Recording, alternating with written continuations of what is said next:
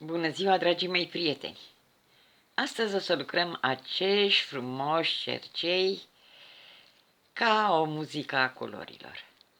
Pentru asta chiar am folosit un ling, care este cheia sol, de care am atașat foarte multe cristale colorate, cum vedeți, dar și cristale biconice curcubeu, o perlă albă, o perlă roșie. Am creat efectiv o sinfonie a culorilor, o pereche de cercei jucăuși extraordinar de potriviți pentru sezonul cald care va veni în curând. O pereche de cercei pe care puteți să-i asortați la ori și ce ținută. Zglobi, plin de culoare, o pereche de cercei veseli, ca o muzică a culorilor. Și, foarte interesant, ne trebuie foarte puține piese, iar lucrul se realizează numai cu un cleștișor de bucle. Cum vedeți aici, am pregătit, ca de obicei, materialele. O tortiță aurie, pentru că și cheia noastră sol este aurie. O singură anou, multe cristale colorate vesele, cristale acrilice de la prietenii noștri să mărgelim, ca de obicei, ca majoritatea accesoriilor pe care le folosesc în lucrările mele, și ace cu cap turtit, ca să prind aceste frumoase piese de semnul nostru muzical de cheia sol. Nu avem nimic altceva de făcut decât luăm aceste ace cu cap, sunt dintr-un metal moale, foarte bine pentru că se lucrează foarte ușor. Le introducem în mărgelele pe care le avem și eu sunt cam departe de ele, nu le văd, nu e nicio problemă. Și am să mă folosesc ca model, am să urmăresc perechea de cercei pe care am creat-o. Deci dacă am pus cristalul mov mai jos, perla albă, cristalul verde, voi încerca să fac exact același lucru. Deci o să încep cu piesele mai lungi. Bun. Îi iau o dimensiune aproximativă și ce este surplus voi tăia, iar în capăt voi face o buclă pe care o las deschisă și mă voi ocupa așa de absolut toate piesele. Următorul este perla albă, care este undeva deasupra cristalului nostru mov. Deci o să iau măsura, o să tai cam de acolo. La fel voi face o buclă pe care o las deschisă.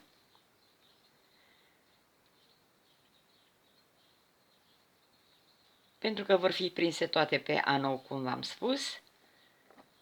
Urmează cristalul verde și tot așa până voi pune absolut toate piesele pe aceste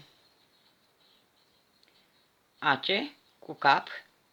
Acestea sunt aproximativ egale, trebuie să fie. Bun. La fel, ce este în plus tăiem. Facem buclă. Ideea este când faceți un cercel, al doilea cercel, urmăriți ca piesele să fie aproximativ egale ca dimensiune a tijelor ce vor fi prinse de cercei. Eu, ca să nu vă țin, o să prind toate tijele pe piesele noastre și revin când suntem gata ca să le montăm. Cum vedeți, am pus piesele aliniate în ordinea dimensiunilor acelor, de la cel mai mare la cel mai mic, exact cum este primul model pe care îl realizăm. Iar acum totul o să meargă foarte repede și foarte ușor, pentru că nu avem altceva de făcut decât vom desface bucla de la tortița noastră și o vom agăța de acest frumos link cheia-sol. Închidem tortița, venim și fixăm cu perla micuță aurie. Bun. Prima fază este gata, chiar și așa arată superb. Acum vom introduce anoul și o să-l fixăm bine și pe el, pentru că vom avea multe piese de prins și vrem să fie bine închis. Perfect aliniat.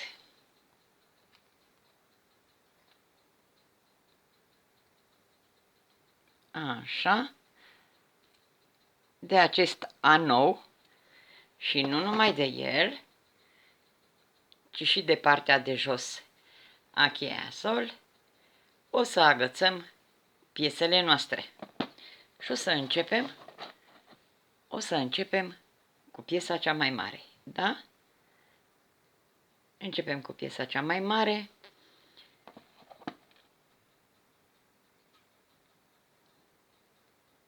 Aducem anoul la mijloc. Am închis-o și așa începem să prindem absolut toate piesele. Urmează piesele următoare ca lungime. Vom face la fel, dar o să prindem stânga și dreapta. Nu numai într-un singur loc, deci stânga și dreapta, față de prima piesă, cu acul mai lung, vedeți? Iar acum, în partea cealaltă, o prindem pe a doua. Vom crea și o fel de simetrie, dar mai ales piesele se vor așeza foarte frumos. Piesele lungi în mijloc și piesele scurte care vin pe margine îmbracă tot modelul nostru ca un ciorchine. Și tot așa urmează piesa portocalie. Uitați-vă ce culori superbe au aceste cristale. Deși sunt acrilice, arată extraordinar de bine și sunt foarte ieftine. Cum am spus, le-am achiziționat de la firma Sămărgelim. Bun.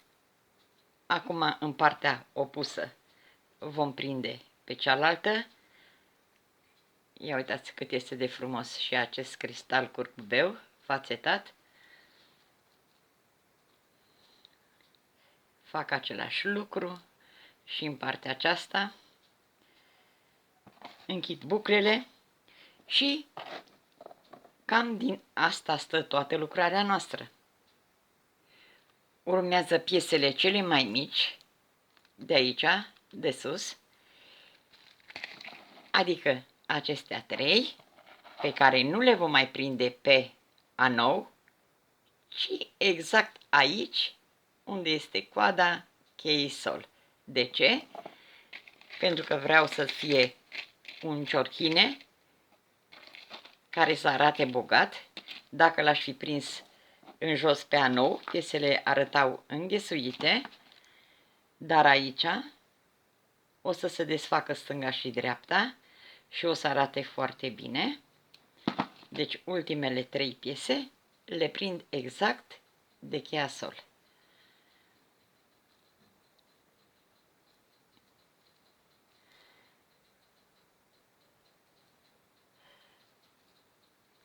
Nu am desfăcut, lăsat bucla prea desfăcută. Bun. nicio problemă. Avem instrumente, răbdare, să facem un lucru să arate frumos și bine.